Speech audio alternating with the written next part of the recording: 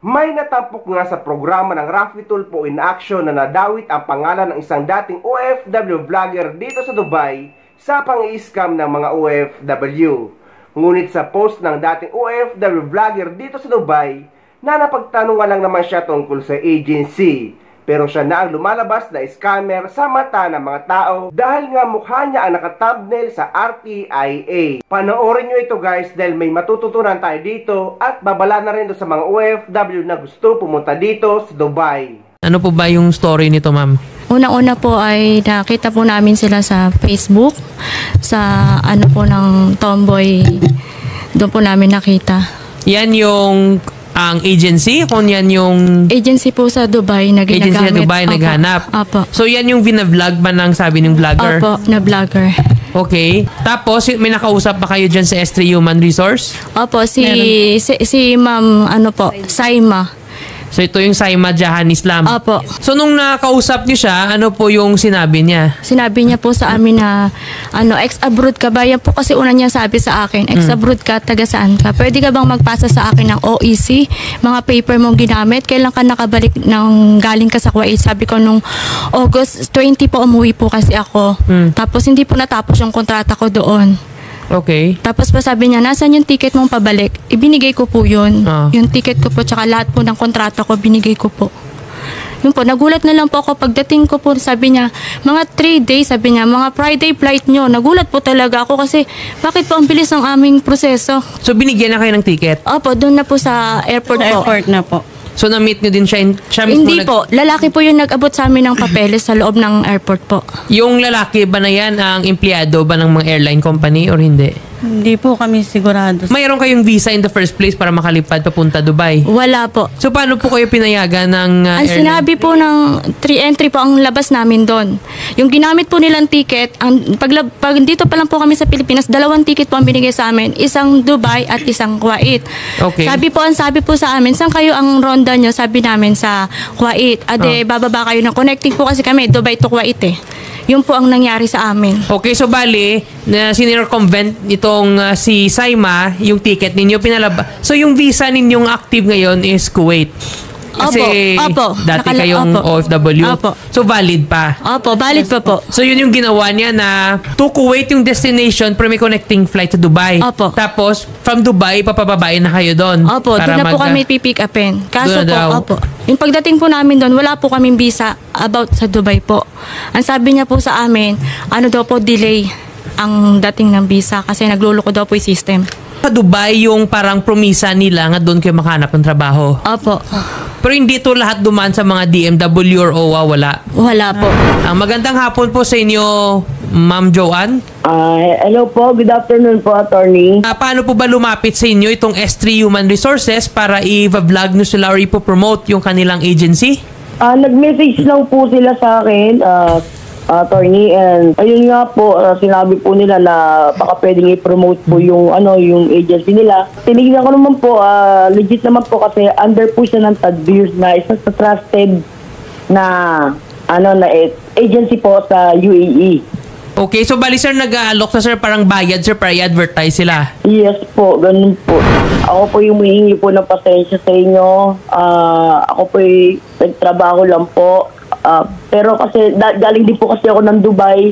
So, alam ko po na license po sila doon under nga po ng isang trusted na agency doon sa Dubai. Ayun nga, Ma'am Joanne, kaya kini-clear namin dito, even though they are licensed there in Dubai, however, they do not have a permit here in the Philippines. So meaning, hindi sila kumuha lisensya dito, that still falls under illegal recruitment. Even if they are licensed abroad and kumuha sa dito ng mga Pilipino, that's illegal recruitment. Ay, sorry po, attorney. So, yun po yung hindi ko po alam. Okay. So, salamat po, attorney. Sige po. Ang magandang hapon po sa inyo, Ma'am Saima. Ano po, magandang hapon din po. Ito ba yung company niyong S3 Human Resources Consultancy? Ba registered ba kayo or license? Dito po yan sa Dubai. Okay, so wala kayong counterpart dito sa Philippine Recruitment Agency? Bali po, ang ginagawa po kasi namin, naghahanap ng application online.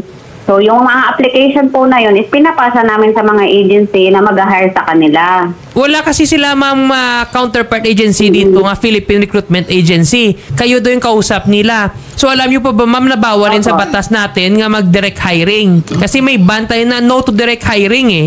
So yung ginagawa ninyo ma'am illegal yan in the first place. Mayroon ba kayong office dito sa Pilipinas? Wala po kaming office yan sa Pilipinas. Ang office po namin na nandito sa Dubai. Yun nga po, ano po kami ng mga application, saka po namin pinapasa sa mga agencies dito sa Dubai. Okay, so ma'am regarding dun ma'am sa kanilang ticket na pinabalik kasi pinadeport sila kasi nga wala silang Dubai visa. So ngayon ma'am, sasagutin ba ng inyong agency itong mga... Sinabi ko na po yun kahapon. Sinabi ko naman po. Kasi po sila, tinanong ko yan, nag-message ako. Sabi ko kay Maricel, nakauwi na ba kayo? Kasi po, nung na-hold sila dito sa Dubai, hindi ko naman po sila matutulungan na nasa loob sila ng airport. Kasi nung dumating sila, nag-arrive sila ng Terminal 1, nagpunta sila ng Terminal 2. Kaya napansin sila, lahat ng terminal, pinuntahan nila. Alam nyo ma'am, magsabi po kayo ng totoo. Kasi kami doon, ano nangyari sa amin doon sa Dubai. Sobrang saklap ang sinabi namin doon. Ma'am Saima, take Tinuturo mo kami, dito pumunta yung kayo mga ng CR. complainants. Meron po kaming record ng mga sinabi niya po. Lahat ng conversation nandun po. Pati yung sinabi niya sa amin na, alam niyo ba yung ginastos ko sa inyo? Kalahating milyon.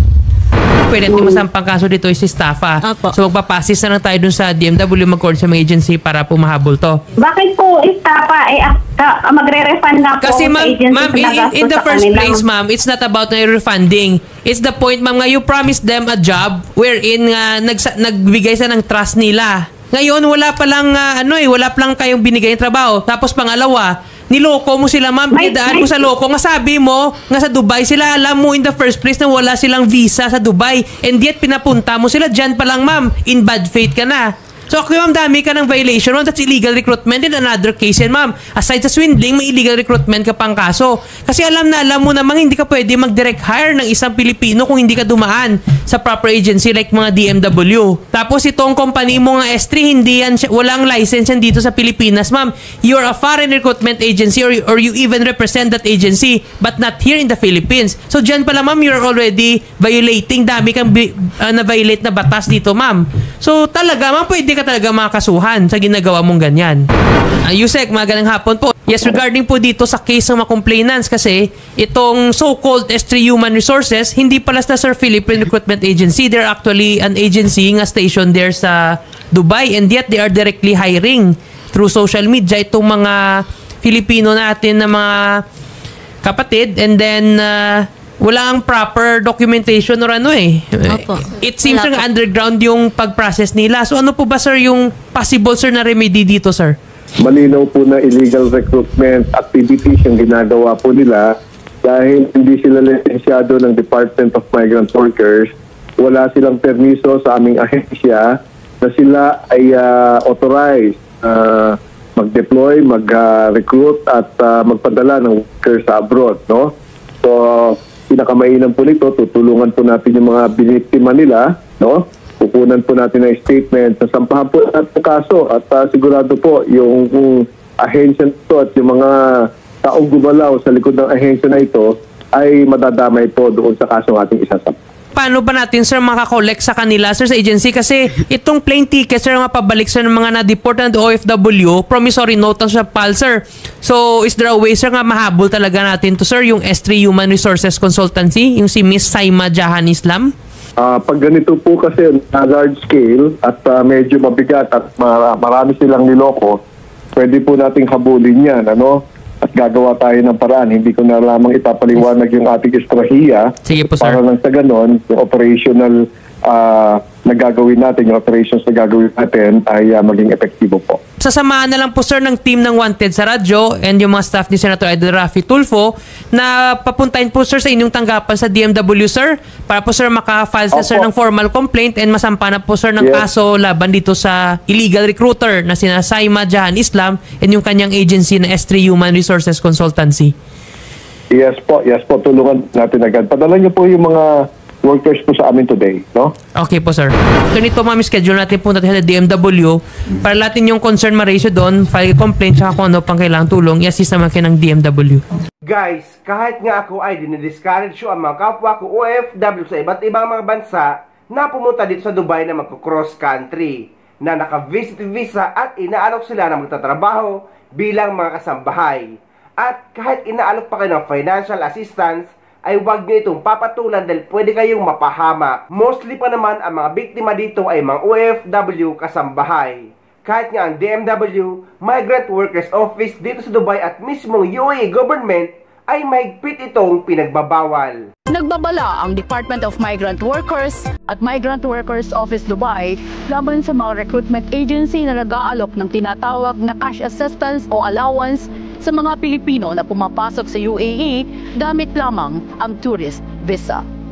Ayon sa ulat ng DMW at MWO, ginagamit umano ng ilang ahensya ang ganitong taktika upang hikayatin ang mga manggagawang Pilipino na pumasok sa UAE kahit walang tamang work permit o employment visa sa pangakong sila ay mabibigyan ng trabaho pagdating dito. Sa unang tingin, bilang mabuting tulong ang naturang cash assistance, ngunit ayon sa MORE or sa Ministry of Human Resources and Emiratization, ito ay labang sa batas kung may kapalit na trabaho o kung ginagamit bilang paraan ng cross-country recruitment o tourist-to-work visa scheme. Batay sa UAE Federal Decree Law No. 32 of 2021 Labor Law at Federal Decree Law No. 10 of 2017 on Domestic Workers, ang mga ehensyang mapapatunayan sangkot sa ganitong gawain ay maaaring magmulta ng mula 50,000 hanggang 1 million dirham. Pagkakasuspende o kanselasyon ng lisensya, pagkakakulong ng mga responsable, pagpapatara ng opisina at pag-deport kung dayuhan ang recruiter. Hinikayat ng MWO Dubai ang lahat ng Pilipino na huwag tumanggap ng anumang alok na trabaho o tulong pinansyal na may kasamang kondisyon na magtungo sa UAE gamit ang tourist visa. Ang legal na paraan lamang ng pagpasok sa trabaho ay sa pamamagitan ng approved work visa at verified employment contract mula sa DMW at MORE. Tandaan natin guys na kapag pupunta kayo dito sa United Arab Emirates para magtrabaho, ay dapat dadaan kayo sa Pilipinas sa mga lehitimong manpower agency, sa OWA, DMW at sa PIDUS. Para kahit anuman ang mangyari sa inyo dito ay sagot kayo ng ating gobyerno at para hindi kayo mapahamak.